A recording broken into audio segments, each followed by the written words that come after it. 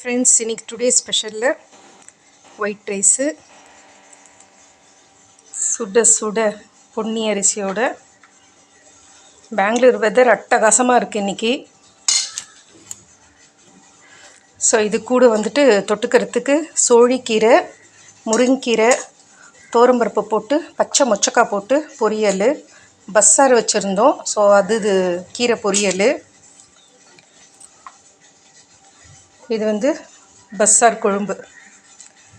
அந்த கீரைலாம் வேக வச்சு, அந்த பருப்பு மொச்சக்காய் வேக வச்சு அந்த தண்ணியிலே புளி கரைச்சி வெங்காயம் தக்காளி எல்லாம் சுட்டுட்டு பண்ணுற குழம்பு. சூப்பராக இருக்கும் டேஸ்ட்டு.